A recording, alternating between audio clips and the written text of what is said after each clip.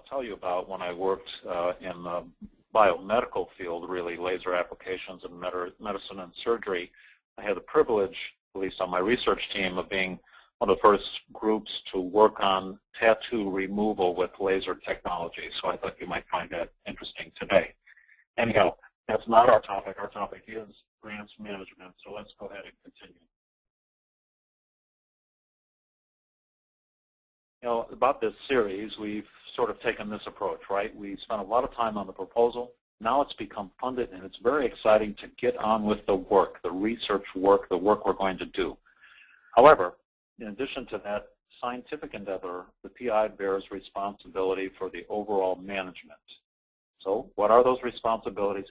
How's the PI supposed to know? That's the focus of this series. Now, when PIs think about grants management, they should think, what can they do at the beginning to ensure a smooth running project? You make a little investment in the beginning, it can really pay off. Looking forward, what can a PI do? What can a PI set in place now to ensure at the very end there's a clean closeout? There's a very specific mechanism to close out. How can a PI make adjustments or corrections? I mean, it's going to come up, life happens. How do you take care of these things? And finally, and pretty importantly, what should you do if and when the auditor comes to town? This series focuses on 5 major topics. And in the first 2, we discussed effort reporting and costs and finances. And today we focus on monitoring, with a major emphasis today that you'll see on subaward and contracted efforts. And in the balance of the series, we'll talk about reporting and revisions to things like the scope of effort, budget and personnel, and importantly, compliance. How do we deal with things like conflicts of interest and institutional review boards? But that's coming up. What's the point of view for this series? Again, it's the PI and his or her research team. Yes, we collaborate with our Office of Sponsor Programs and our grants accountants, but they have their own perspectives on these issues. The perspective today is from the PI and the research team. Now here's the reality.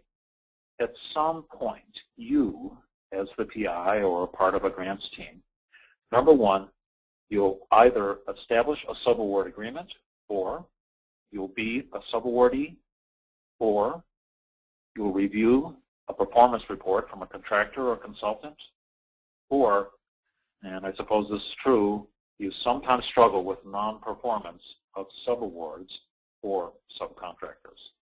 So that's just sort of the reality that we're facing today.